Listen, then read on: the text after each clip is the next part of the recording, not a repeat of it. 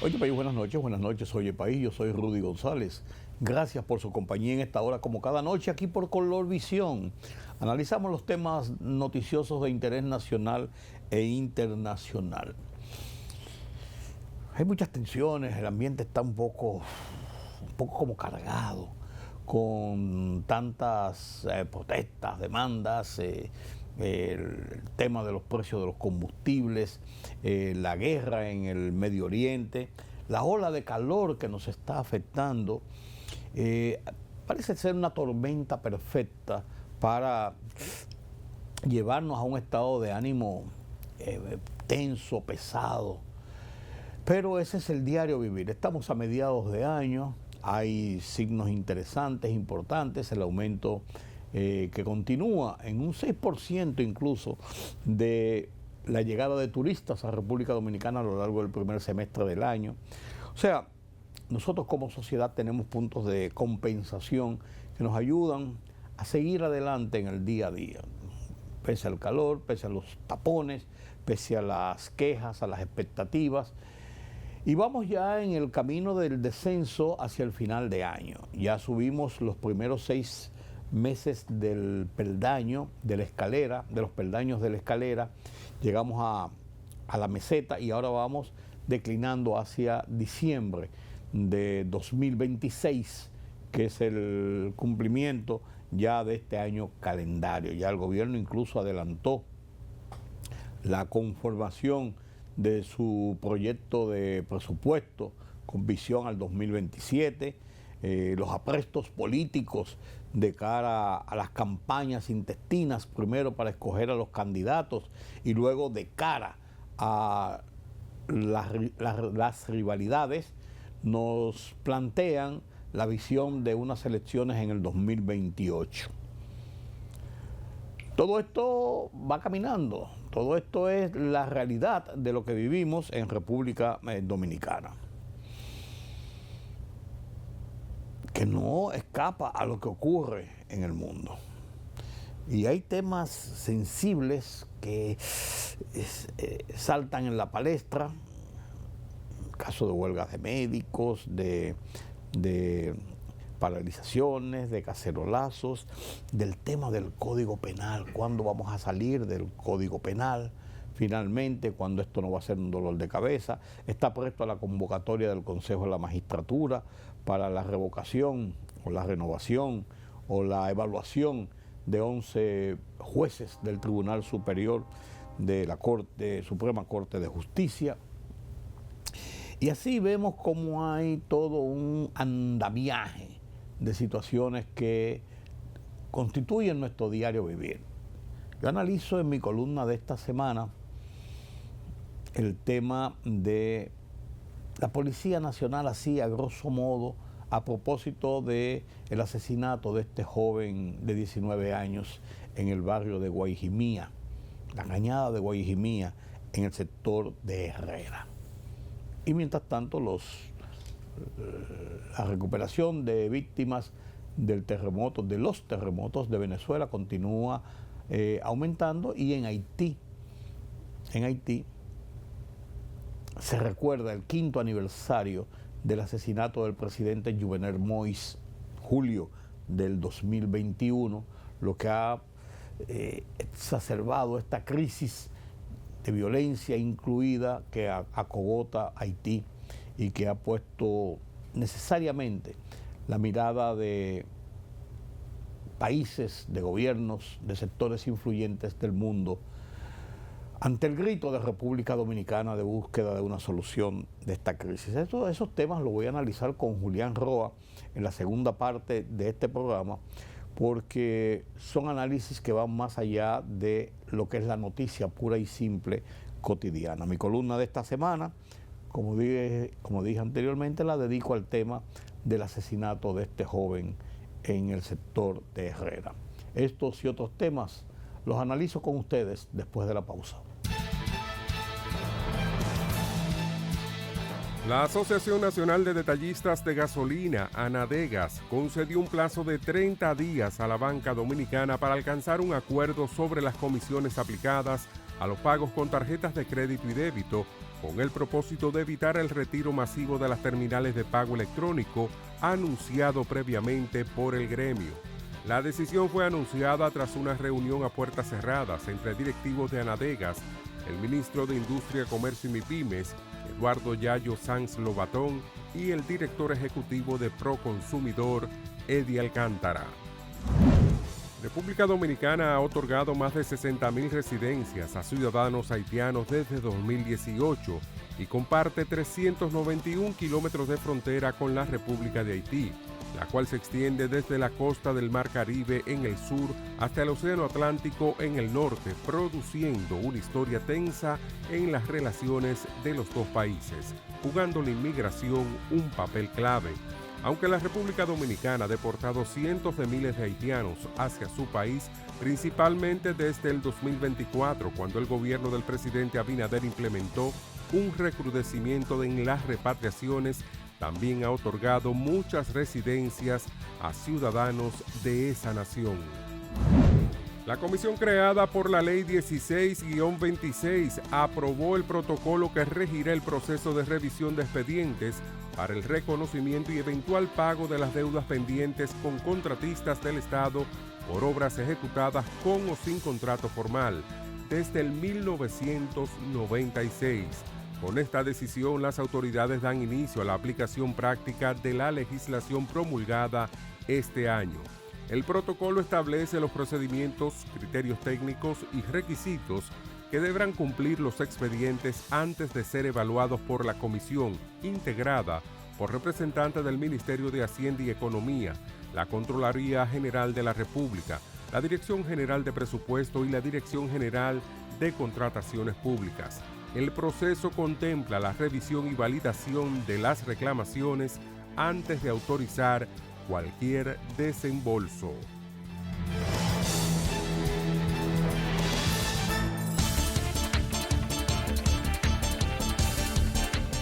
Irán apuntó contra sitios militares estadounidenses en el Golfo Pérsico este miércoles, después de que Estados Unidos lanzó ataques contra varios lugares en el país y reinstauró las sanciones a sus ventas de petróleo. Washington dijo que respondía a ataques de Teherán a barcos en el estrecho de Hormuz. El fuego cruzado avivó los temores a una posible reanudación de la guerra y el presidente de Estados Unidos, Donald Trump, alimentó esas inquietudes al afirmar que el acuerdo provisional para pausar los combates había acabado, aunque añadió que permitiría que las negociaciones continuaran. Los ataques han amenazado repetidamente el frágil alto el fuego, pero las declaraciones de Trump añaden nueva incertidumbre y el precio del petróleo se disparó tras su intervención. El presidente de Estados Unidos, Donald Trump, dijo que España es una causa perdida y pidió cortar todo el comercio con el país, incluidas las visitas, durante una comparecencia junto al secretario general de la Organización del Tratado del Atlántico Norte, OTAN, Mark Rutte, en el marco de la cumbre que se celebra en Ankara. España es un socio pésimo en la OTAN, no participan, no pagan. No quiero tener nada que ver con España.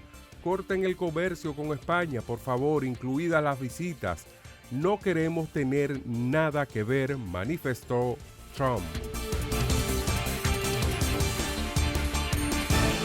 La libertad solo reside en los estados en los que el pueblo tiene el poder absoluto. Por el respeto a los valores democráticos y la dignidad del pueblo dominicano, el rumbo de la tarde, plural, objetivo, comprometido siempre con la verdad. Con Georgie Rodríguez, Rudy González y Ramón Colombo.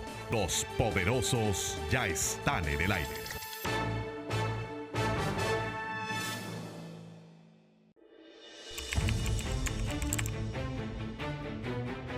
Periodismo de investigación, columnas, opinión, análisis, reportajes de fondo.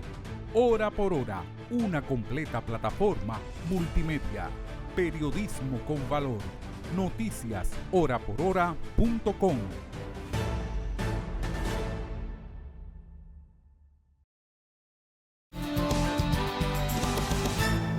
El ambiente luce cargado. se siente la pesadez en la calle, con quien usted habla, se siente perturbado, pesimista incluso por las cosas que van conformando nuestro diario vivir. Los médicos con éxito paralizaron los hospitales este martes. Y esto muy orondos demostraron su poder de convocatoria, porque dos médicos, uno de ellos odontólogos, fueron denunciados con una querella por mala práctica. Y la autoridad judicial llegó, los arrestó dentro de su programa de investigación, bien o mal. Pero los médicos dijeron, no, nuestra gente no se puede coger presa. No, señor, así no. Y paralizaron el país en los servicios médicos en los hospitales públicos. Pero ¿qué locura es esta? ¿Qué locura es esta? ¿Qué prepotencia? ¿Qué hemos vuelto a los tiempos de esta presión absurda? Lo que debió haber hecho el colegio médico fue haberle puesto 4 abogados pagos por el colegio médico para defender a su gente.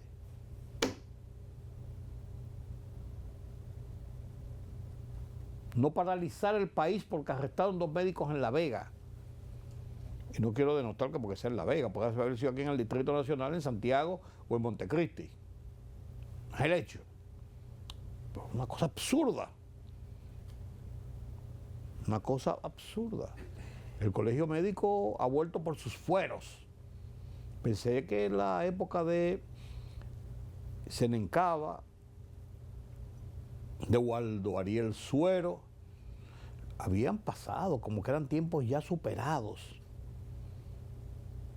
de someter a la población más pobre al rigor de la paralización de las actividades en los hospitales por cualquier quítame tapaja, como se dice. Pero los gobiernos le tienen miedo a los médicos y entonces van y cumplen sus cosas. En este caso no fue el gobierno, fue la justicia, fue la fiscalía. Yo no entiendo, de casualidad no armaron un reperpero y paralizaron la justicia también y paralizaron el país.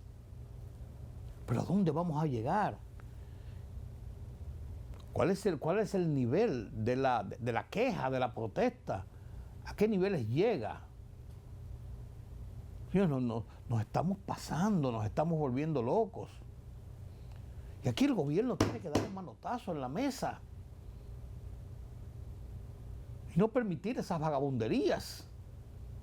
Usted paralizó la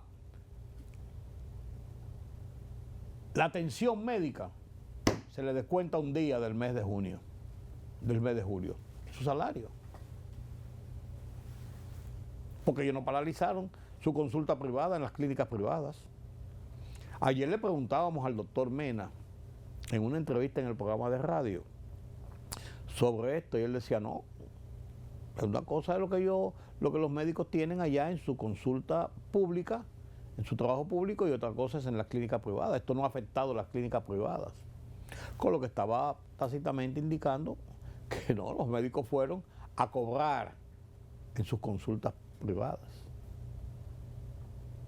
Si no puede ser, son empleados públicos a los que nadie obliga. Usted no quiere, usted no está de acuerdo con las reglas de juego que establece la administración pública, usted deja la administración pública y se va a su consulta privada. Punto, ese es su derecho. Usted está en la atención pública, en el trabajo público, porque usted acepta las reglas de juego. Usted cumple y se le paga. Usted no cumple y no se le paga. Punto. Lo que más hay son médicos buscando con plazas pendientes, esperando que haya una plaza para ocupar el lugar. les digo, aquí hay que dar un manotazo en la mesa eventualmente. Lo mismo ocurre con los transportistas, con el transporte público. Lo mismo ocurre con el transporte público. No quieren aumentar unilateralmente el precio. La gente que se empantalones y no los pague, ¿qué quieren entonces? Que sea que el gobierno les dé más subsidios de lo que le dan a las federaciones de choferes, que nadie sabe, a decir de un dirigente de la CNTT que nosotros entrevistamos en el programa de radio para hablar sobre este tema, los aumentos de pasajeros, lo hemos aumentado, tenemos que decir cuántas rutas en Santiago vamos a aumentar ahora esta semana, que decir cuántas más para aumentando el precio del pasaje. Y decía él, yo le preguntaba, pero ustedes les dan un subsidio para los combustibles, y a nosotros no, hay una gente por ahí que los cobra y yo no sé qué hacen con ellos. Oye, pero ¿y cómo es? Pues hay que investigar eso, qué se está haciendo con eso y a dónde llegan. No, pues los señores de las empresas privadas del transporte público hacen lo que les da la gana y tienen la capacidad, se han abogado la capacidad de paralizar el país si le da la gana, y los gobiernos le tienen miedo. Y eso hay que ponerle el cascabel al gato, señores. Tienen derechos a tener, y no se lo quita a nadie, mejores condiciones de trabajo, ganar más dinero, un trabajo duro, nadie les quita ese derecho. Pero también hay que llegar a puntos racionales y reales. Usted nadie lo obliga a ser chofer de carro público. Usted está ahí porque usted entra dentro del paquete de las reglas de juego que establece la sociedad, el sistema de trabajo, el sistema laboral de República Dominicana. No, pues están en valentones, igual que los maestros, que cuando le da la gana. Los maestros tienen días dentro del calendario oficial, qué sé yo, cuántos días. Eso para mí me cuadra la cabeza cada vez que yo oigo eso.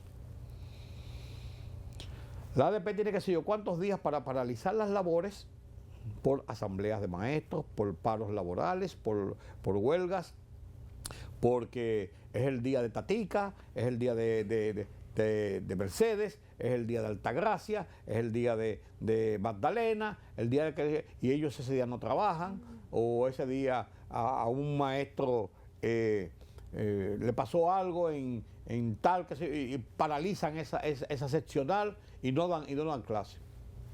Y no pasa nada. Y exigen, y tornan, y viran, y la ADP es un poder dentro del país, dentro del sistema de trabajo, de organización de trabajo, de organización laboral en República Dominicana. Y eso hay que poner el cascabel al gato. Ustedes tienen derechos. Bien, por nadie te obliga a ser maestro público. Usted tiene que entrar dentro de las reglas de juegos establecidas. Es que no, es que esto hay que ponerle freno, señores. Esto hay que ponerle freno. Entonces, cuando uno ve todos estos ambientes, uno dice, ¿a dónde vamos a llegar? Nos estamos volviendo locos. Entonces aquí se está conformando, yo tengo informaciones, he hablado con personas que, y encuadro, aquí y allí, hay un proyecto en progreso, en marcha, de arrinconar al gobierno, con quejas, con protestas. Y de ahí los cacerolazos del lunes, martes y miércoles. Que no diga que fue una cosa fortuita, que la gente se le ocurrió tocar cacerola porque el costo de la vida está alto, por el tema de los combustibles, porque no, tiene una estructura. Que si fue una influencer que en su cuenta de Twitter puso, va a dar cacerola esta tarde y todo el mundo le siguió. No me hagan el de Caperucita, que yo me lo sé. De Caperucita yo me lo sé hace muchos años. Háganme otro. Entonces, esto tiene un componente político, que tiene un componente social, que la gente se queja de algunas situaciones, ciertamente, que el costo de la vida ha ido aumentando, ciertamente, que ha aumentado el precio de los combustibles, ciertamente, que se han establecido medidas impositivas que en cierto modo afectan a una u otra conglomerado de la sociedad, ciertamente. Hay muchos problemas, hay muchas demandas, hay muchas falencias, pero llevarlo al plano de provocar la desestabilización política y el descontento social, que son dos de los renglones que caracterizan a República Dominicana, y por eso tenemos un aumento y seguimos aumentando en la llegada de turistas a República Dominicana. Porque hay un estado de confianza, por eso seguimos creciendo en nuestra economía, por eso seguimos siendo ejemplos en muchas de las cosas dentro de nuestros pares en la región y en el continente. Pues tenemos falencias, tenemos problemas, claro que sí. Pero acorralar al gobierno, a las autoridades, al status quo, para imponer medidas que no es el propósito, sino lograr la desestabilización con miras políticas puramente, no se compadece, no se compadece. Y estamos matando la gallinita de los huevos de oro, porque el daño se le hace al país. Pero dentro del mismo estamento de gobierno, de la estructura política del propio gobierno, hay muchas falencias de cara a evitar que estos temas se conviertan en caldo de cultivo para estas grandes confabulaciones. Por ejemplo, el tema del Código Penal. Es vergonzoso que a un año después de haber sido aprobado y promulgado el código y que se hicieran algunas reparaciones sobre su contenido, venga la Cámara de Diputados a decir esta semana: mira, estamos en disposición de hacer algunas enmiendas porque ciertamente hay algunas cosas y, señores, pues tenemos un año dándole vuelta a esto. Eso es como una burla. Eso es como nosotros hacemos las cosas como nos da la gana, cuando nos da la gana y si nos da la gana. Y así no puede seguir siendo. Y eso es controlado por el partido oficial.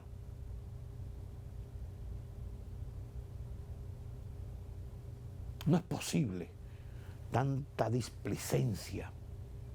No es posible tanta irresponsabilidad, que a final de cuentas lo que perturba es la paz, la tranquilidad de la gente, la iniciativa del camino a continuar en los programas de desarrollo que indudablemente ha tenido el país en los últimos tiempos. Todo por la ambición del mañana político. Todo por la irresponsabilidad del actual político. De un lado y de otro, de fuera y de dentro. No es posible, señores, que nosotros estemos poniendo en peligro nuestra estabilidad, nuestro futuro, por politiquerías y por irresponsabilidades. Es malo y es penoso. Están dándole vuelta al tema del código laboral, una cosa que estaba, como dicen en el argot popular, planchado, discutido, analizado, y quedaba un punto abierto que no se había cuajado, pero que habían incluso aperturas de conciliación. No lo quitemos, pero vamos a hacer esto con el tema de la cesantía. Pero vamos a buscar este camino, vamos a allanar de este lado. No lo cierren todo, vamos a hablar un poco. No. Se han empantalonado los trabajadores con el apoyo del gobierno que dice que la cesantía no va. Bien, pues entonces no va, apruébenlo sin la cesantía. Pero pongan en servicio un código laboral que se necesita porque hay muchísimas cosas. Y esto ha ido ampliándose con otros temas y otros temas y otros temas. Y cuando venimos a ver, pasamos los meses, los años, hablando de lo mismo. Ya ni se menciona el tema de las 3 causales en el Código Penal. Ahora se habla de violaciones a la libertad de prensa. Se habla de que los médicos se sienten que están siendo presionados en cuanto a su ejercicio. Se habla hasta de faltas ortográficas en el texto. Tantos años dándole vuelta y manoseando el tema y escondiendo la discusión del tema y dejando que se muere y que haya que reintroducirlo por un sentido de irresponsabilidad de las partes, encabezado por el Congreso, que tiene la responsabilidad de sancionarlo. De una forma u otra, sanciónelo. Que ver lo bonito y hablando y los legisladores y la cosa y las comisiones y la qué sé yo qué. La irresponsabilidad le brota por los poros, como si fuera el sudor del tiempo caluroso en que vivimos. Entonces tenemos un cúmulo de cosas, señores, que no es posible. Que no es posible que sigamos permitiendo. Que no es posible que sigamos dándole largas. Miren el tema este de los gasolineros que no van a aceptar tarjetas porque sus márgenes de beneficios no son los que ellos quieren, que lo ven afectado y toman una decisión. Aparece un par de que no, vamos a discutirlo, vamos a analizarlo. El ministro de Salud, el de Proconsumidor, que es un ente de figureo más que otra cosa, de las cosas que son grandes y que dan prensa y que dan lugar a que se les vea. Si hay otras cosas pequeñas, y yo sé lo que lo estoy diciendo, eso no le interesa, no les preocupa. Entonces, nos vemos atiborrados de problemas que cada uno en sí tiene su significación, pero no son de la contundencia de provocar una protesta generalizada como la que se quiere montar, haciendo un todo, un paquete, como el todo incluido en el sistema de turismo de República Dominicana. Y lo quieren manifestar con unos cacerolazos que una influencer supuestamente fue quien puso en un Twitter. Hay que volver a las cacerolas. Y el pueblo se dio cuenta de que tenía un filón para protestar contra el gobierno y ha comenzado el cacerolazo. Vuelvo y digo, háganme otro, que el de Caperucita ya me lo hicieron. Y yo he visto todas las versiones. Hay Caperucita roja, Caperucita verde y Caperucita negra. Me las conozco todas. Así no, señores. Estamos haciendo, vuelvo y digo, un muy flaco servicio a la tranquilidad, a la estabilidad, al diario vivir de República Dominicana. Penoso, muy penoso, muy penoso.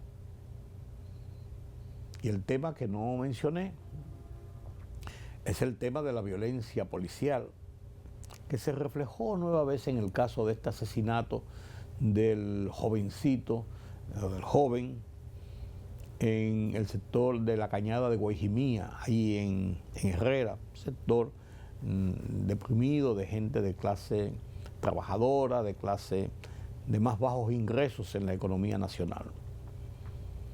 Un asesinato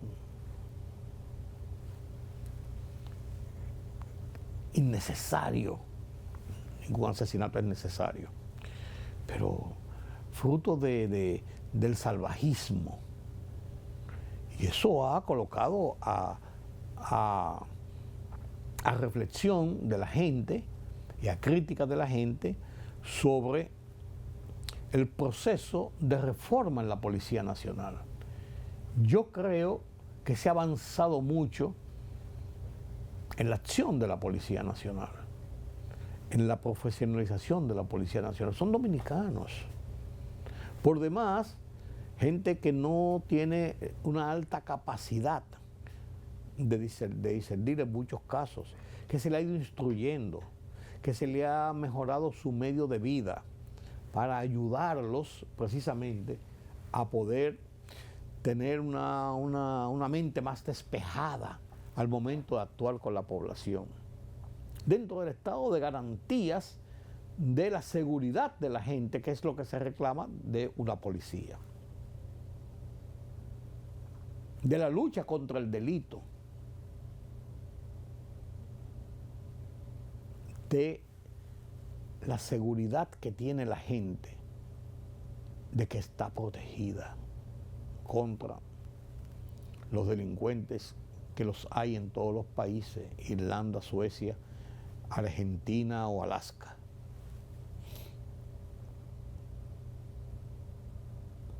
Las ejecuciones extrajudiciales, la muerte en manos de la policía, tienen un componente de mucha incredulidad y de mucha duda. Y lo tienen por una razón sencilla. Y yo lo he dicho varias veces, y lo he escrito incluso en mis columnas. El que murió y se le tipifica como un intercambio de disparos, muerto se queda y no importa cómo haya sido.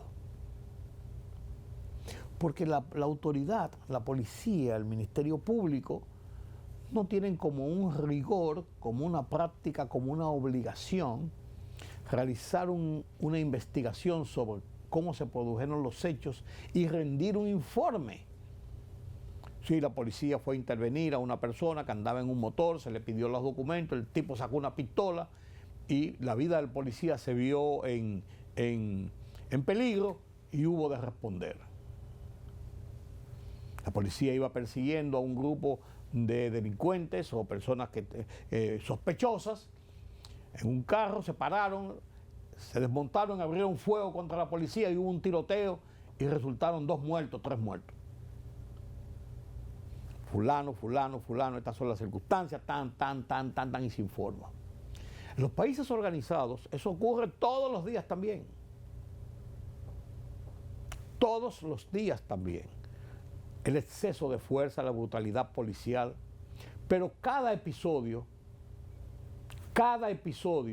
cual que sea, lo primero que hace es que a la gente se suspenden funciones, se manda a hacer labor de escritorio, si es necesario, si no se arresta, se ponen funciones, se suspenden funciones, se hace una investigación en los departamentos de asuntos internos, que lo hay en todas las policías del mundo, y en República Dominicana se hace una investigación y se rinde un informe.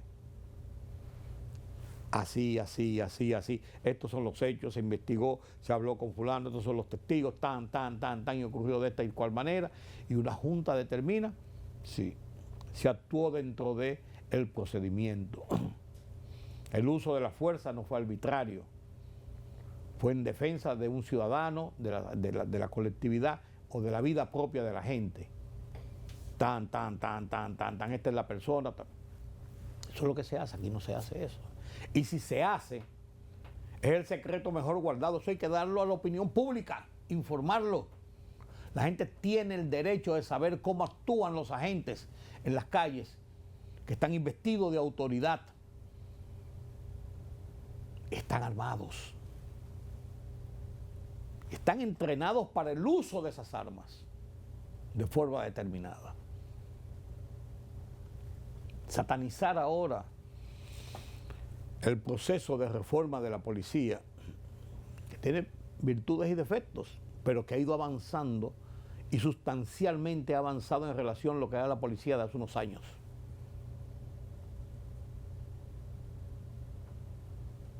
Satanizarlo no es lo correcto, pero la propia policía, la propia autoridad está provocando que se le satanice. Trato este tema en mi columna del Listín Diario de esta semana, que titulo Respeto y Garantías. Oye País, escrito en el Listín Diario, mi columna de la semana. La comparto con ustedes a continuación.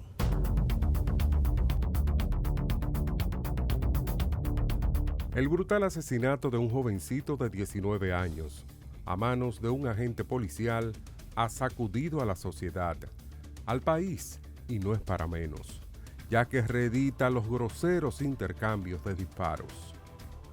Ese desbordado episodio, sin embargo, no puede servir de termómetro para medir fehacientemente que el programa de reforma de la policía ha fracasado, aunque atiza críticas sobre acciones de los agentes con la gente en calles y barrios. Sin que se pudiera tipificar como normal que ocurran acciones de violencia, atropellos, excesos de fuerza, violaciones a los derechos individuales por parte de agentes contra ciudadanos, hay que admitir que en la brega cotidiana, en las calles, hay violentos que agreden la seguridad de la gente y desafían el imperio de la ley con provocaciones y violencia contra los policías mismos.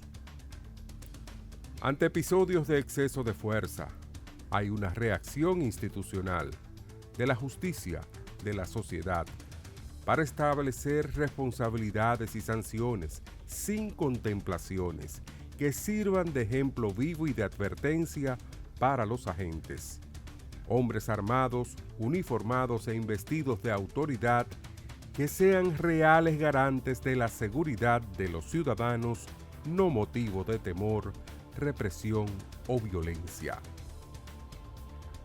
De una matrícula de alrededor de 40.000 efectivos, hay efectivos violentos por naturaleza, irrespetuosos de los derechos de la gente, corruptos, pero también la generalidad, considero, están centrados en el cumplimiento del deber asignado.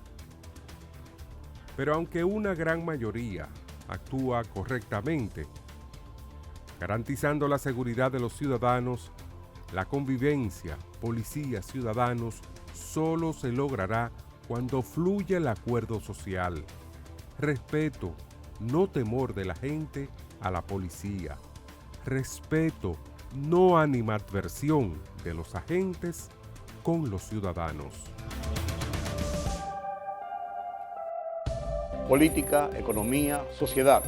Los temas del día a día los contamos con claridad y con precisión.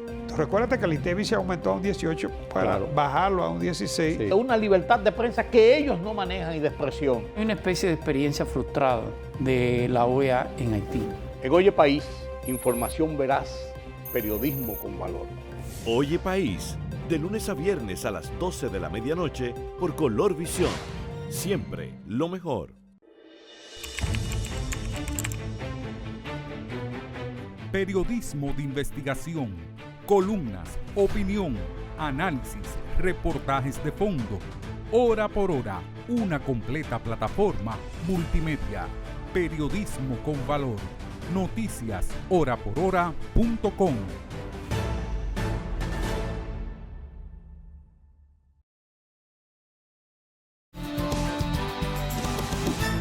Gracias por continuar con nosotros aquí en Oye País. Suben la cifra de los cuerpos encontrados de los fallecidos en los terremotos del 24 de junio en Venezuela, y esto pone el mismo gobierno de Delcy Rodríguez en una situación más de aprieto, al tiempo que se habla de que ella está haciendo cambios intestinos todavía, ahora en el área de la economía, del régimen transitorio de Venezuela. Pero en Haití, el aniversario del asesinato de Juvenel Moïse, todo esto son componentes aquí en nuestra región, y Cuba ahí esperando a ver hacia dónde van las negociaciones, que ahora el Cangrejo, el nieto de Raúl, ha dicho que él está dispuesto a negociar. Eso uno no sabe qué va a pasar ahí, pero el mundo está bajo la tensión de lo que sigue ocurriendo en el Medio Oriente, ahora con nuevas acciones y declaraciones de Donald Trump en el marco precisamente de la reunión de la OTAN. Vaya usted a ver, temas interesantes, importantes, que nos invitan a ver ese panorama internacional que tiene influencia de una u otra forma en República Dominicana. Julián Roa, nadie más autorizado que él aquí en Oye País para ponernos en este contexto. Buenas noches, don Julián. Buenas noches, don Rudy. Sí. Muchas gracias por esas palabras. Pero es verdad. No, pero es verdad. No. ¿Qué usted cree que pasa con esta situación en el Medio Oriente, precisamente en el marco de esta reunión de la OTAN, donde Trump ha ido como una tromba de nuevo y ya está hablando que Groenlandia es mío, ¿qué es lo que pasa? Fírmeme aquí para yo, vale para yo llevármela. Y su pleito con la Meloni y las presiones con la propia OTAN, que ha sido un recurrente de parte de Donald Trump. Mire, bueno, hay una parte de caramelo y una parte de bizcocho. Sí. El caramelo, pero si lo ligan las dos cosas es peligroso. Sí, claro. Le sube el azúcar. El caramelo es la reacción de Trump con la primer ministra italiana. Sí. Lo que ha dicho es que va a buscar una orden de alejamiento. Ella como los maridos peleados. Sí. Cada vez que se han encontrado, según él, lo ha hostigado para tirarse fotografías con él. Cosas así. Pero son de las peculiaridades de este presidente tan atípico. Y lo de Groenlandia es una manera de mortificar a Europa. No significa que no lo vaya a hacer, quede claro. De hecho, eso pasó de una simple palabra a cosas concretas. Sí. Es como para decir, no se me ha olvidado, ¿eh? Sí. Recuerden que el vicepresidente Vance estuvo en Groenlandia en una visita de supervisión a las bases militares de los Estados Unidos en Groenlandia. Vaya usted a ver. Es una especie de amenaza velada, si se quiere. Y por supuesto Trump ha dicho que le ponga precio. Estados Unidos está dispuesto a comprarlo al precio que decida su nación, como si fuera una finca, forma parte. Una finca. Bueno, este no sería el único caso. La conformación de Estados Unidos tiene mucho que ver con muchas compras. La compra de Alaska a Rusia, ese bloque de hielo que costó casi $8 millones, para aquel entonces era una locura, esa era la verdad. Y Alaska es uno de los territorios más ricos en recursos naturales, gas, petróleo, pesca, todo eso. Y por supuesto, desde el punto de vista estratégico, es colocar las bases militares frente a Rusia prácticamente. Sí. Desde las Aleutanias, que son las islas cercanas a las que ambas se dividen entre Rusia y Estados Unidos. Claro. Pero significa que, y por supuesto el caso de la Florida, que fue comprada a España, el caso de todo lo que en aquel entonces era la Luisiana, que era un territorio de casi 4 millones de kilómetros cuadrados, una tercera parte de lo que es Estados Unidos hoy en día. Y también, no estaba Trump en el poder. Correctamente, fue comprada. Es una secuencia de los Estados Unidos. Es una tradición, si se quiere. Una tradición. Y con la guerra con la guerra hispanoamericana, Estados Unidos le arrancó a España, Cuba, le arrancó Puerto Rico, le arrancó a Filipinas. Luego Cuba y Filipinas lograron independizarse. Puerto Rico sigue siendo un territorio norteamericano. O sea que la tradición de Estados Unidos en conquista de nuevas tierras no es nuevo, hay que decirlo. ¿Qué pasa en la OTAN? Y no estamos en la época del descubrimiento. Por supuesto. Esa es parte de esa hegemonía de los Estados Unidos, de ese destino manifiesto, como ellos le llaman. Estados Unidos está destinado, valga la redundancia, a dirigir los destinos del mundo. Ese es su concepto fundacional de nación, hay que decirlo. ¿Qué pasó en la OTAN esta semana? La reunión ordinaria de la OTAN se celebró en Ankara, Turquía. Y eso es muy peculiar, primero porque Turquía está considerado como parte de la Unión Europea con ciertas condicionantes, hay que decirlo. Pero es uno de los miembros más importantes de la OTAN por la posición geoestratégica que ocupa. Hace frontera con Siria, hace frontera, por supuesto, con Europa, hace frontera con muchos de los países, forma parte del Medio Oriente, hay que decirlo. Y por supuesto, la OTAN es la organización del Tratado Atlántico Norte. Es una especie de rémora de aquel periodo de la Guerra Fría. Recuerde el periodo donde ni Estados Unidos conversaba ni lo hacía Rusia. Entonces los diplomáticos llegaron a decir que estaban en una guerra, una guerra fría. Sí, que no era caliente porque no estaban en el combate vis a vis, pero, por supuesto, pero que había una guerra. Y Estados Unidos aprendió algo, y lo aprendió Europa, de la Primera Guerra Mundial. Tenía que protegerse de una posible intervención de parte de la Unión Soviética de aquel entonces. Antes era Alemania, ahora en este caso era la Unión Soviética. Sí. Y se crea esa organización del Tratado Atlántico Norte, que el único socio que tiene fuera de Europa es Nada Estados más y Unidos. nada menos que Estados Unidos. Y en este caso, Turquía, que forma parte territorialmente. De hecho, Estambul tiene una parte de la ciudad que es Europa, también es europea. Pero esa organización se crea fruto de esa Guerra Fría, finales de los 40, hay que decirlo. Y paralela a ella se crea como una especie de espejo el Pacto de Varsovia, ¿lo recuerdan? Que es la contraparte. La parte militar de los países que tenían como eje central la Unión Soviética. Sí. Eso desapareció ya, fruto de la caída del muro de Berlín y la eliminación de la Unión Soviética. Pero la OTAN continuó. Por supuesto. Y eso tiene una consecuencia.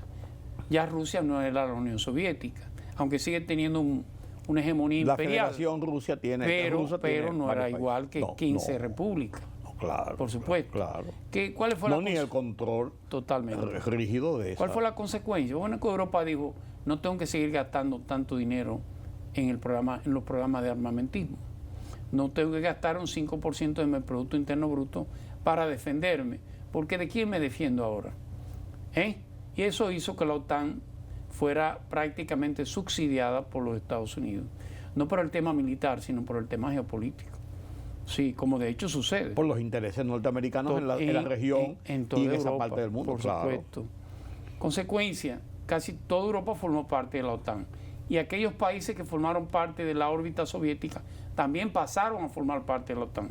El caso de Polonia, el caso de Rumanía y algunos países del Báltico que forman parte también de la OTAN. Con la guerra de Ucrania y el intento de Ucrania de formar parte de la Unión Europea y la OTAN, Rusia dijo hasta aquí. Si permito que me coloquen unos misiles como lo tengo en Polonia, si me lo colocan en Ucrania, en Kiev, claro. sencillamente eso es inaceptable para la seguridad vital, el Lebensraum, como dicen los Si por arriba alemanes. está Alaska y por debajo están los demás. Está Polonia, sería casi imposible.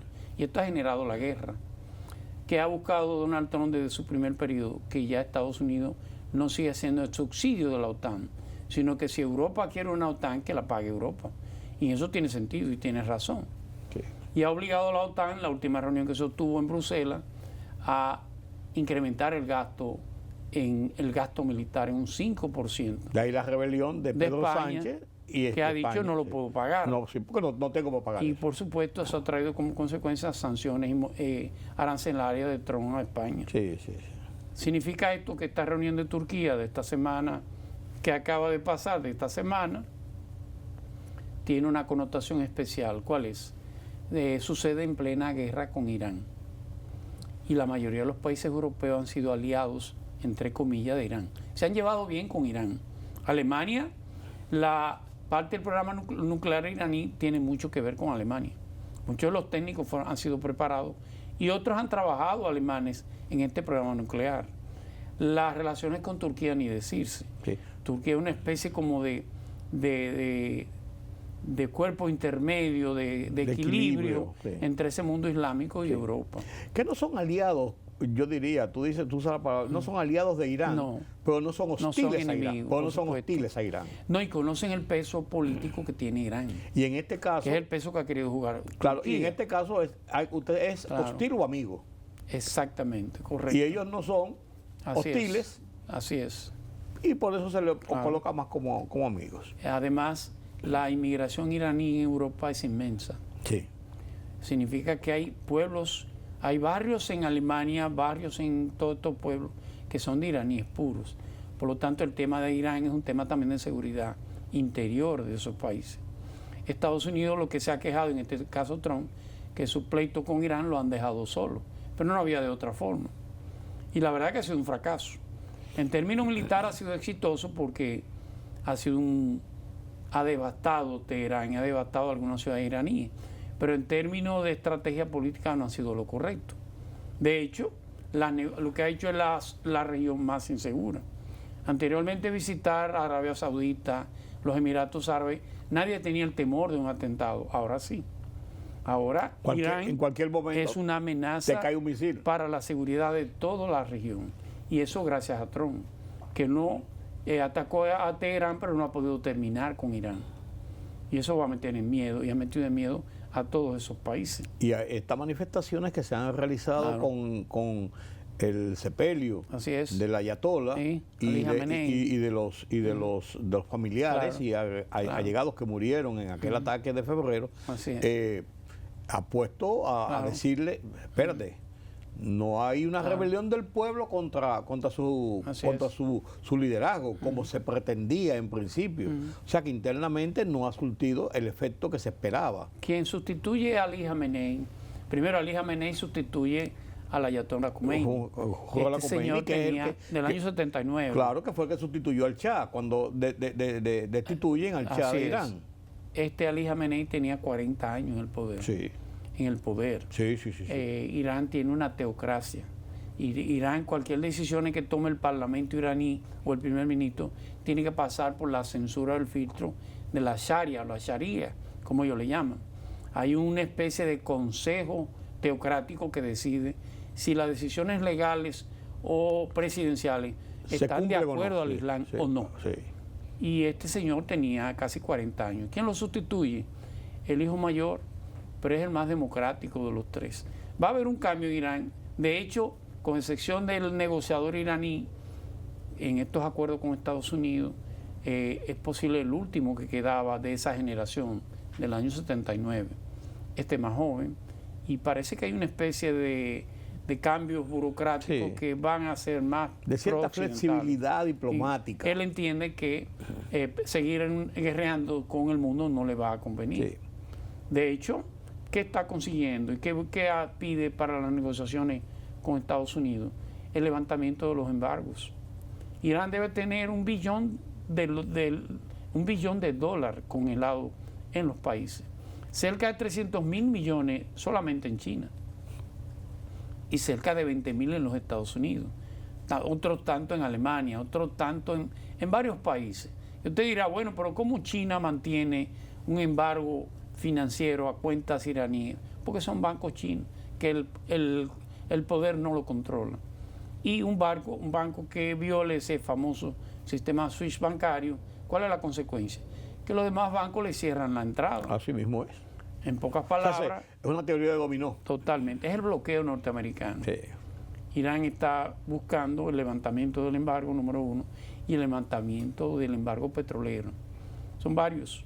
Con el estrecho de Hormuz ha sido como una especie de regalo. Ya Irán, para hablar de la regularidad o de la regulación del estrecho de Hormuz, hay que contar con Irán, que antes no era imprescindible. Claro, ahora sí. Y han demostrado que sí. Por supuesto. Significa que en estos momentos Europa no la puede tener con Trump, en favor de Trump. Y ese es parte. Bueno, Trump dijo, vengo a Turquía porque el presidente de Turquía es mi gran amigo, que es un dictador igual que él. Sí. O sea, por él vengo por él, no por estos. No por la estructura de la OTAN. No por estos que sencillamente no hacen nada. Ha sido un malagradecido. Estados Unidos los ha apoyado, le ha evitado que Rusia le caiga encima, y sin embargo, mira cómo me pagan. Así es un mismo. tema de tiempo. En Haití, y venimos aquí a la región, se celebró, se recordó. Se recordó, no se celebra el asesinato, se recordó el asesinato se conmemoró. Se conmemoró. Así es. El episodio. El 5º aniversario. Que quitó la vida al presidente Jovenel Moïse. Sí. Y toma Haití en un momento de la misma inestabilidad. Claro. Quizás con un dejo diferente de lo que era la violencia de hace todavía unos pocos meses atrás, pero sí todavía un estado de inestabilidad total. El Estado haitiano no está en la agenda de los Estados Unidos. Definitivamente. Ni está en la agenda de la OEA, en ninguno de los. Ni está en la agenda latinoamericana. Yo llegué a decirle en este programa que la crisis haitiana es una especie de mala experiencia para América Latina. Si no tiene nada que ofrecer en términos comercial o económico, pierde su interés. Sí. Entonces el interés podría ser de otra forma. Si pudiera resultar una amenaza para América Latina y sobre todo para los intereses de los Estados Unidos, y por último, si pudiera representar una especie de crisis humanitaria, que es donde se encuentra actualmente. Sí. ¿Por qué no mira a la comunidad internacional a Haití? Porque está entendiendo, irresponsablemente por supuesto, que ese será un tema de la República Dominicana. Sí. Que de hecho Que es de un tema hecho- de la República Dominicana. Sí, pero como que No Haití- internacionalmente, pero sí. la idea de esa comunidad es que Haití se licúe en la sociedad dominicana. Sí, Eso es horrible. Sí, pero Eso es horrible. Pero eso es imposible. Es una visión incorrecta. Eso es imposible. Es imposible, Sí. claro. Eso no está en la agenda Totalmente. de República Dominicana. No, ni debe estar. No de este gobierno, del De anterior ningún- ni del que viene, No, sino claro en la que no. agenda de República Así Dominicana es. como Estado. De hecho, le adelanto que después de Estados Unidos, el país que mayor remesa recursos a Haití es la República Dominicana. Así es. Y el país que comercia, tiene el mayor comercio con Haití, es la República Dominicana. Lo que indica el grado, Y el país grado de que tiene la importancia. mayor mano de obra haitiana es la República Dominicana. Lo que indica el grado de importancia que tiene Exacto. esta relación. Significa que para la comunidad internacional Haití no es una prioridad. La muerte de Jovenel Moïse, que fue parte de ese fracaso de no entenderse los haitianos, decía un profesor haitiano, Jacques Biot, padre por cierto de uno de los combatientes revolucionarios aquí en Santo Domingo, Jacques Biot, que para poner de acuerdo a dos haitianos había que matar uno. Sí. Una tragedia, Sí. pero es difícil. Pero una realidad. Haití fue intervenido por los Estados Unidos en 1914. Salieron en 1934 y Haití no mejoró nada. La comunidad internacional también entiende a Haití como una nación o como un Estado, y la verdad es que no lo es. Cometió el error en los años 80, usted recuerda, con la salida de Jean-Claude Duvalier en el año 89 y el surgimiento de los militares durante un periodo de transición. La comunidad internacional exigió la eliminación del ejército haitiano. Tremendo error. El gran error. Y colocar una policía de apenas 5.000 miembros. ¿Cuál ha sido la consecuencia? Claro. Ya no hay represión de los militares, pero hay una anarquía total. Sí. Pues no hay un control de la No hay policía. un control. Se intentó en los años, a mediados del año 2000, 2005, 2006, generar una especie como de gran encuentro. ¿Ustedes recuerdan aquel entonces que el expresidente que estaba exiliado en Sudáfrica, fíjense dónde lo mandan, Sí. del exilio, lejos de Haití, que era Bertrand Aristide, y un expresidente, un exdictador que estaba viviendo en Francia, todos llegaron a Puerto Príncipe para buscar esa conciliación. Eligieron un artista, un cómico, como presidente de la República, que era Martelly. Michel Martelly, del partido del Té-Calais. Sí. Té-Calais es el partido de los calvos, Sí. dice Té-Calais, Sí. sin cabeza calva. Sí.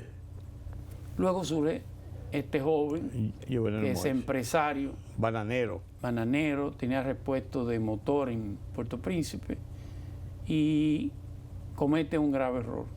Haití tiene un mecanismo político constitucional que todavía no está apto para la República Dominicana, mucho menos para Haití, que es un régimen parlamentario. Haití elige un presidente y el Congreso elige un primer ministro. El que elige el presidente es el pueblo llano, el pueblo, el negro, como dice el mismo Jean Prismar, en Haití hay que ganar como negro, pero hay que gobernar como mulato. Sí. Significa que el Congreso es eminentemente mulato y el presidente es eminentemente negro. Pero como todas las decisiones las toma el primer ministro, al final quien dirige Haití es la clase mulata. Y hay una disparidad en eso. Entre la pobreza y esa discriminación interna no hay manera de ponerse de acuerdo. Eso está muy lejos a solucionarse. Yo no le veo ninguna solución. ¿Cuál fue el error de Jovenel Moïse? Bueno, que quiso extender su periodo fuera del mandato constitucional. Al final terminó en un ¿cómo se llama? Un presidencidio, un magnicidio. Magnicidio, porque como quiera que sea, él estaba en el ejercicio del poder y la verdad legítimo, que pero estaba en el no ha ejercicio. habido manera de cómo armar ese rompecabezas. Eliminaron el Consejo Presidencial electo, el Consejo Presidencial temporal, porque tenían la misma disparidad y eran colocado una especie de primer ministro que lo dirige todo. En Venezuela sigue aumentando la cifra de víctimas por los terremotos y en Cuba el terremoto de las sanciones y de los nuevos elementos que no solamente la dejan a Cuba oscura por falta de combustible, sino oscura en lo que es el concierto de naciones de esta región. Son dos temas que tenemos que analizar con muchos detalles en una próxima entrega, don Julián, porque se nos ha terminado el tiempo. Siempre es suyo. Este recorrido por lo que pasa en el Medio Oriente, a propósito de esta reunión de la OTAN incluso, y la situación de Haití, nos coparon el tiempo, pero valió la pena. Yo creo que valió la pena. Gracias, don Julián. Gracias a usted, don Rudy. Gracias a ustedes por acompañarme en esta emisión de Oye País. Será hasta la próxima semana. Con don Julián será hasta mañana, yo con ustedes, y analizaremos también temas de la economía con Carlos Cuello. Pasen un feliz resto de la noche.